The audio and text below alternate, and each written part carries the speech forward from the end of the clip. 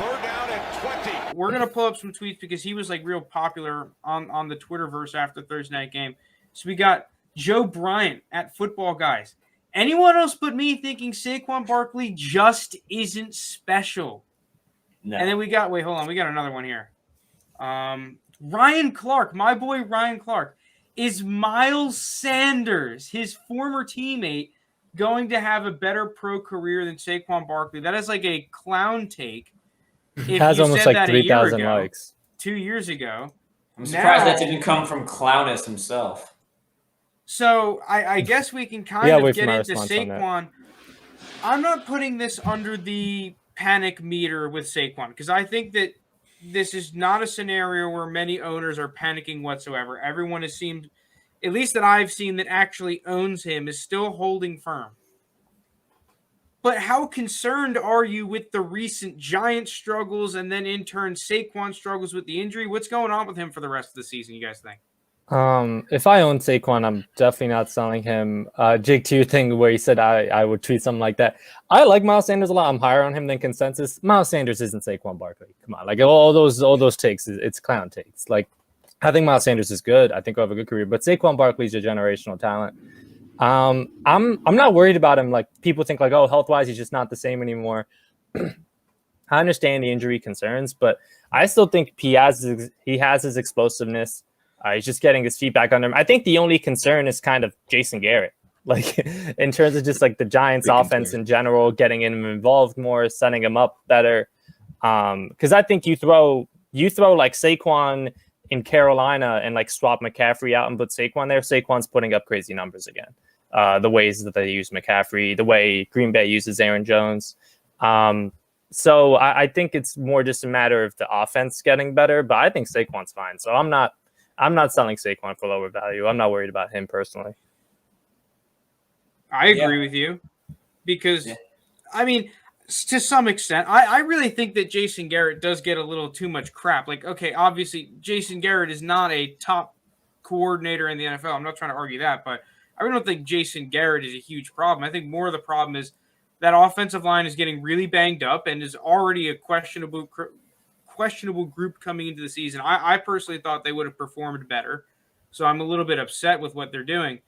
And dude, okay, Daniel Jones played well last game, but I think the problem with Daniel Jones is that he's just so limited in the throws that he can consistently make, it feels like, especially on a game-to-game basis.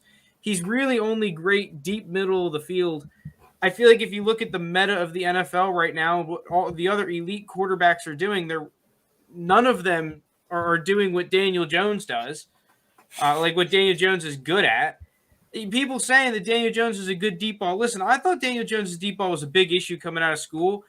Thought he did all right early, but it's been overall inconsistent. And I really feel like that's also impacting Saquon Barkley and the offense as a whole. If you put Deshaun Watson on there, like, I'm sorry, but that offense and Saquon Barkley, I think, are just putting up better numbers.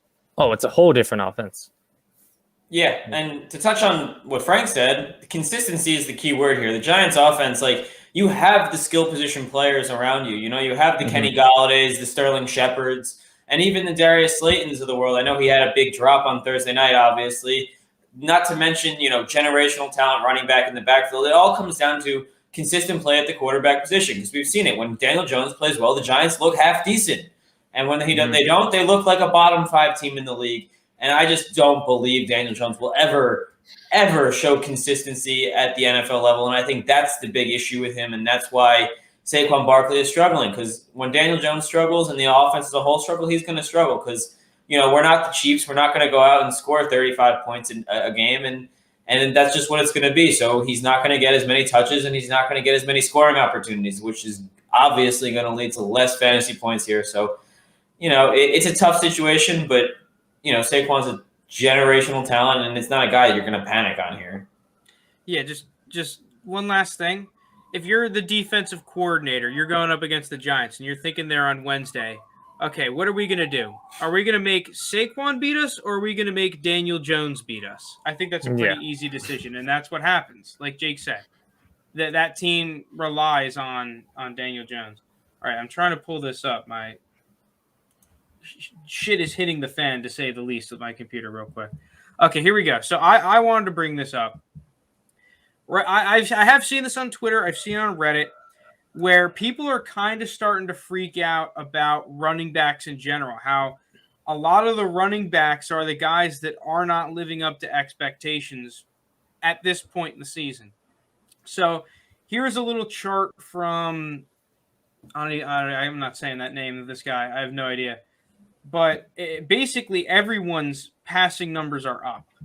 Yeah. And I find this a little bit interesting because there are teams that I agree should be passing the ball, and it's really working out for their football team.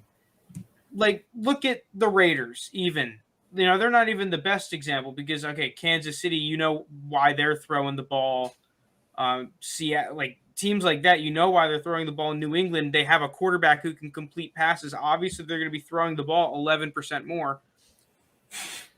But at the same time, look at some of these other teams. I thought Detroit, who's at number 3, they threw the ball way too much last night. Like, there were scenarios where they could have just taken the pressure off Jared Goff to the running back that they drafted with an early second-round pick that everyone's raving about. Why aren't they running the ball more? Jacksonville, Trevor Lawrence clearly cannot throw the ball 60, 50 times a game and win. At this Why are point. we not running the ball? Yeah, at this point. There are so many other teams. I mean, Atlanta, you can't really do anything with that offensive line. But I feel like a lot of these teams that are throwing the ball a lot more, it works for the guys that have the great quarterbacks and the weapons and everything going for them where you're able to do that.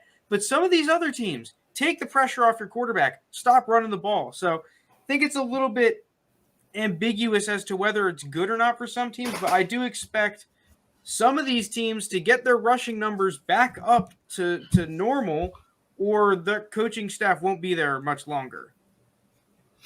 I wonder how much San Francisco's just really early lead against Detroit put them down so far. Because like, if that's the case, if that's not the case, and this is just the norm for San Francisco, it tells me a lot about Jimmy G. Where it's just like, we're just gonna run it. We don't even. Or care their about Jimmy G. receivers, apparently. Yeah. Well. Yeah. Yeah, my other thing, though, building on top of this, is people are playing this and being like, see, zero RB works. Like, you got to go a zero RB. And sure, you're getting, like, the good, tight ends and wide receivers and quarterbacks higher because you're going zero RB. But, like, you could have easily picked Kittle and you could have picked, I don't know, some wide receivers that like Ayuk that aren't really performing yet. And then the RBs that you go and target at the end of the later rounds, you probably picked, like, James Conner, Ronald Jones, Gus Edwards, Ronald Jones, Sony Michel, Damian Harris. The only ones that are currently working are Darrell Henderson, Damian Harris, and Tony Pollard. And Darrell Henderson's hurt now, so who knows what's going to go on with that? But if he's just going to have to now split carries with Sony Michel. I think it's one of those he's questionable for this week, but I don't think it's like a long-term thing. I mean, the thing is, too, look at a lot of these teams that are running the ball. They're winning games. And like JT said, a part of that from this year over year from last year is because they're winning games. But you're telling me that a team like Philadelphia is not going to be a run-heavy team to a certain extent? That the San Francisco 49ers, the New Orleans Saints, the Cleveland Browns, all these teams, the Rams, are all of a sudden going to give up their roots of running the football. The only team here that should be passing the ball more is Cincinnati. Because that's the one thing they're actually good at, and they've spent all their resources doing, getting better at. I mean, Cincinnati does have Joe Mixon. It's not like they don't have a talented running back there. Yeah, how'd that go for him last week, Jake? 20 touches. 20 touches. And they lost. 20 touches for like 60 yards, and you put up no points. You have players complaining that they haven't been aggressive enough this year. I'm pretty sure the They Bengals haven't right pushed down now the ball. have – it's like them, the Steelers, and the Jets for the slowest, most inefficient offenses in the NFL from their expected points per play. Jake's on the side of Zach Taylor. That's not the All side I'm you going want to say be is on. Higgins had another good day, Chase had another good day, and Mixon had all the But they could have touches been they could have been way better. Like we're getting into a side tangent, but if the Bengals just decide to push the ball down the field more, I think they'd be a very explosive team. They're just I don't disagree with that, but I'm saying from a fantasy standpoint, all three had a Yeah. Not a great Yeah. day, but like Do you remember last year when they were passing the ball 70 fucking times? And now it's like you've decided Polar that you're going to opposite. run the ball? I do not understand that coaching staff, and I stand firm. Until that staff is fired, I am not buying Bengals players. It's ridiculous. I am not All right. dealing with that. all right. Life, the death, taxes. I and said it on Frank Hagan Twitter earlier. Bengals. I was like, just wait for this spring. Joe Brady's going to be their next coach. Give it a couple months. Fine, then I'll go back and I'll say, okay, I'll start paying for Bengals players. Until That then, would be that scary. coaching staff is trash. And I think that'd be a great hire for that offense, by the way. I mean, Next one I wanted to get into, we have Mark Andrews is annoying. So perennially listed as a top 5 to 6 dynasty tight end, yet this week I'm probably going to play Tyler Higbee over him. Last week I really wish I played Tyler Higbee over him. So what's the deal? Should we be selling Andrews while he still has name value, holding, yada, yada, yada, yada, yada? And this is just kind of what you buy into with Mark Andrews. sell all Ravens.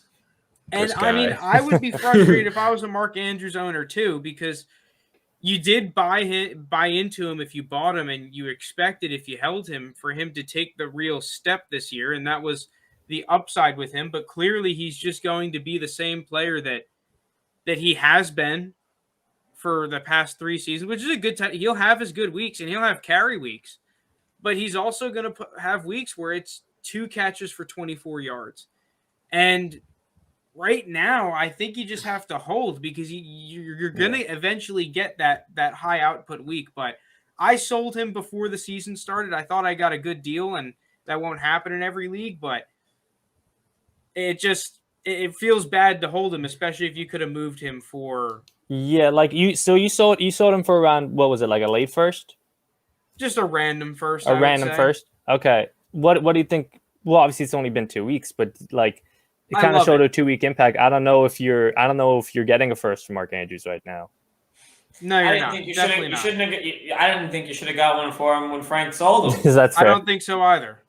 Who So- would you guys rather have, Noah Fant or Mark Andrews? No offense. Man. No offense. Not even See, a question. yeah, and I don't think. But before that the was, season, I don't. I was gonna like say, the- I don't think that was sentiment. Like, Yeah, I was gonna say part of the Mark- disappointing thing coming into the season is because after kind of like the big 3 and excluding Pitts because he's a rookie and just was like a freak prospect, guys like Mark Andrews and Hawkinson were kind of viewed on the same tier coming into the season. I'm They're actually probably not right next sure to about each other. that. What with No Andrews fan and is close. No fan. Oh, they're Fant. close. Okay. I might have Andrews. I actually might have Andrews. I think the problem is that we've just seen 2 floor cases with Mark Andrews. He's going to bounce back, and I think especially when you get guys like Bateman back, and you get these running backs to be a little bit more in the offense, a little. I don't know what the right word for it is, but like they know the system and everything, right? I think we will start to see Mark Andrews then not be the guy where it's defenses are thinking, oh, well, we have to stop Mark Andrews because he's the guy that's gonna beat us outside of Lamar Jackson just being Lamar Jackson. I think that's kind of what we've been seeing recently. we're gonna get into it when we talk about like beta grade and panic and whatnot. But what Bateman does when he gets back to this offense is going to be very telling for like 4 or 5 different players. Like Yeah. there's boom bust potential for some of these guys. All right. Including Bateman himself. Well, I just Exactly, think yeah. Bateman is just going to be what you want Sammy Watkins to be in the offense. He's going to be like So very average wide receiver. if you have big like possession if Sammy receiver. yeah. I'm not joking. even that, I'm joking. By the Yeah. way. And Bateman's great with RPS. Sorry, I did not realize that. That was a whoosh right there. But anything else on Mark Andrews? Like, is there any consideration in selling him? Like, what do you think you can even get for him? If I can get any late first, I'm accepting in a heartbeat. Are you selling for 202? Let's just say it's 202. I'm not selling for a second right now. No shot. I think you can get an early second and probably a third. I'd probably just hold Andrews at that point. Okay. Yeah, 'Cause the I'm not issue is- selling for seconds and thirds. Fuck that. Like he feels bad to have some weeks, but like he can also win a week. He for can you. win games, Like, yeah. No, and- I still do like him, but I do understand the point of like, hey, the Ravens offense just put up like 35, 38 points, and this is what he got. Yeah, but it's all Lamar. Lamar's like the 3rd leading rusher in the NFL right now. Yeah. The dude is just going absolutely bananas. And I mean, Hollywood's had Literally some good cartwheeling. plays. It's just, I think we've seen a lot more explosive plays out of the Ravens. Let's wait to see a lot more of their true red zone sets and all that. And especially, I think when Bateman comes back, it's just going to open up the field a little bit more for Mark Andrews. And let's see if Hollywood starts drawing more coverage now that he's been doing well. I'm not panicking or selling on Mark Andrews, just he's not taking the step forward. So you have to put that into your evaluation right now, is that you really don't think he's gonna do it until something else happens. I've been out on the Ravens, so my mindset's not changing.